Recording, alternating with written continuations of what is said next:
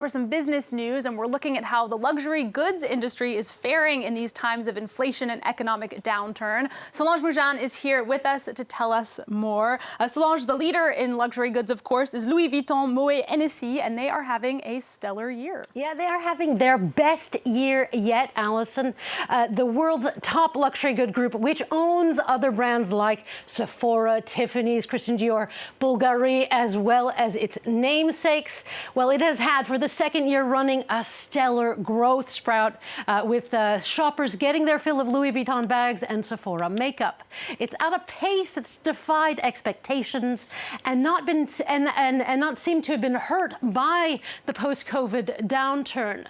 Now, this year, LVMH's revenue hit below the bar, just below the bar of 80 billion euros, 79.2 billion euros.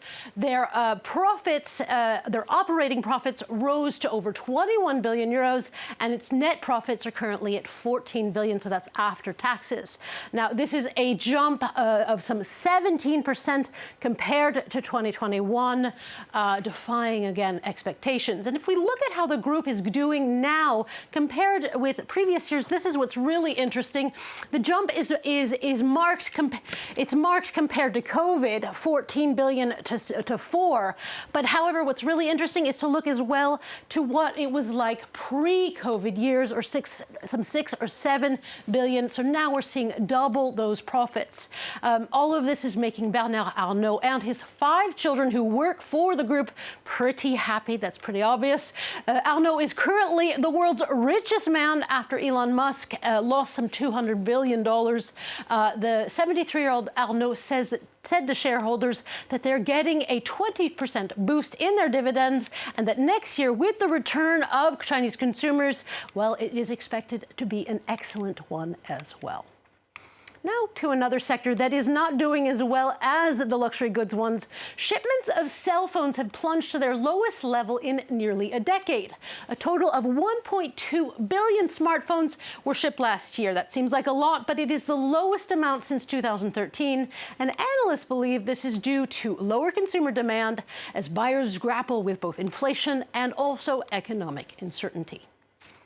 Now let's have a look at the markets. Asian markets rose across the board Friday as they were reacting to the news that the U.S. economy grew more than expected in 2022, lessening fears for now of a major recession to come. Again, pretty much flat, but still a little bit of growth in Hong Kong and Seoul and Tokyo as well.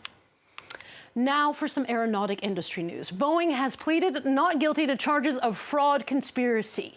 It says it did not deceive federal authorities over the safety of its 737 MAX jets. Again, if you remember, these planes were grounded for over 20 months over flawed designs. This following 2 high-profile crashes in 2018 and 2019. Now, the not guilty plea comes after a U.S. district judge ruled last week that those killed in the crashes are legally considered crime victims. Jenny Shin has this story. 4 years after the tragic twin Boeing 737 MAX crashes, the aircraft manufacturer pleads not guilty to deceiving federal regulators about a key flight control system that led to the crashes. It's the first time Boeing has been forced to answer publicly to a criminal charge connected to the disasters. A hard-fought victory for the victims' relatives to unwind the company's controversial deferred prosecution agreement made with the government 2 years ago. The families argue that they were blindsided by the agreement and weren't consulted on its terms.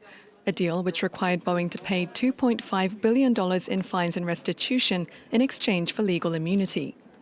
We have now proven that the DPA was executed secretly and illegally in violation of the federal law, the Crime Victims' Rights Act, that promises victims like this the opportunity to confer with the government before any deal like this is crafted. We asked the judge to impose some additional monitoring and additional review of the safety measures that Boeing has taken. The 2018 crash in Indonesia and 2019 crash in Ethiopia claimed 346 lives. The disaster cost Boeing more than $20 billion and led to a 20-month grounding of the best-selling plane, as well as sweeping legislation reforming airplane certification.